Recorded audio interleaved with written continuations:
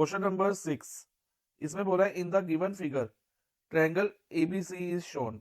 एक triangle ABC बना हुआ है इस फिगर में, और आगे लिखा है DE is parallel to BC. जो लाइन डीई है ना बच्चा, वो पैरेलल है बीसी के। ओके, और if AD is 5 centimetre, AD हमें 5 सेंटीमीटर दी है, और डीबी वाली लेंथ कितनी दी है बच्चा, 2.5 सेंटीमीटर। और इसके अलावा बीसी हमें 12 सेंटीमीटर दी है, और हमें फाइंड करना है DE is equal to, DE की लेंथ फाइंड करनी है। तो डीई की लेंथ को हम अभी इधर हम एक्स लिख लेते हैं। ओके बच्चा, तो इस क्वेश्चन में क्या करेंगे, कई बच्चे सोचेंगे कि यहाँ पर डीई पैरेलल टू बीसी है, तो हम इसको हम बीपीटी यानी कि बेसिक प्रोपोर्शनलिटी थ्योरम से कर सकते हैं, यानी कि थेल्स थ्योरम से कर सकते हैं। नहीं बच्चा, ये क्वेश्चन थेल्स थ्योरम से नहीं होगा, क्योंकि थेल्स थ्योरम में ये वाली साइड अगर इन्वॉल्व होती ना, एई रेशियो ईसी इन्वॉल्व होता, तब हम थेल्स थ्योरम यूज कर सकते थे। लेकिन जब ये वाली साइड पैरेलल साइड्स की लेंथ इन्वॉल्व हो, तो हम इधर हम सिमिलरिटी का कंडीशन यूज करेंगे, सिमिलरिटी की कंडीशन से करेंगे। तो अब ध्यान दो बच्चा, इसमें जो डीई है कौन से ट्रायंगल का पार्ट है, ट्रायंगल एडीई का ना, यस सर। और बीसी जो 12 सेंटीमीटर गिवन है, वो किसका पार्ट है, ट्रायंगल एबीसी का, राइट। और एडी जो है, ये ट्रायंगल एडीई का पार्ट है, और एडी और डीबी मिला ले, पूरा एबी ले, तो ये किसका पार्ट है, ट्रायंगल एबीसी का। तो 5 + 2.5 कर दे तो हमें ए बी मिल जाएगा ना, यानी कि 7.5 सेंटीमीटर। तो ये ए बी बड़े वाले ट्रायंगल एबीसी का पार्ट है।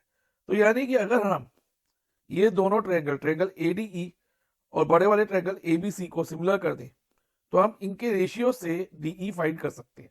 तो ये कैसे करेंगे, ध्यान से समझना। तो पहले हम लिखेंगे in triangle ADE and triangle ABC. ध्यान दो बच्चा, ये वाला एंगल 1 और ये एंगल 2 इक्वल होंगे, क्योंकि डीई पैरेलल टू बीसी है। तो ये कौन से वाले एंगल हो गए, एफ वाले एंगल, उल्टा एफ। तो एफ वाले एंगल मैंने आपको बताया हुआ है करस्पॉन्डिंग एंगल्स होते हैं। मान लो ये दो पैरेलल लाइंस हो गई, ये वाला एंगल और ये वाला एंगल, तो जनरली ये एफ बनाते हैं, उल्टा सीधा किसी भी तरह का एफ, ये उल्टा एफ बना हुआ है। तो 1 और 2 हमारे करस्पॉन्डिंग एंगल हो गए। तो angle 1 equal to angle 2 corresponding angles as DE is parallel to BC, ये भी लिख देना। ओके, और उसके अलावा एंगल ए दोनों ट्रायंगल का कॉमन एंगल है। एंगल एडीई में भी आपको एंगल ए दिख रहा होगा, और एबीसी में भी दिख रहा होगा, यस सर। तो angle A equal to angle A common. तो बच्चा ये दोनों ट्रायंगल हमारे सिमिलर हो गए। तो triangle ADE is proved similar to triangle ABC by A rule. जब ये सिमिलर हो गए, तो इनकी करस्पॉन्डिंग साइड्स का रेशियो हम सेम ले सकते हैं। तो जैसे एडीई की साइड एडी ले, तो ये किसके करस्पॉन्डिंग है, ट्रायंगल एबीसी में। ध्यान से देखो बच्चा, एबी के, एडी जो है एबी के करस्पॉन्डिंग है। एडी हमने किसका लिया, ट्रायंगल एडीई का पार्ट लिया है, और जो एबी होगा वो ट्रायंगल एबीसी का होगा। तो AD upon AB is equal to DE upon BC, DE upon BC. D छोटे वाले ट्रायंगल का साइड हो गई, और बीसी बड़े वाले ट्रायंगल की साइड हो गई। और हम एई अपॉन एसी भी ले सकते हैं, लेकिन उसकी हमें जरूरत नहीं है, क्योंकि हमें वो फाइंड नहीं करना उसमें कुछ।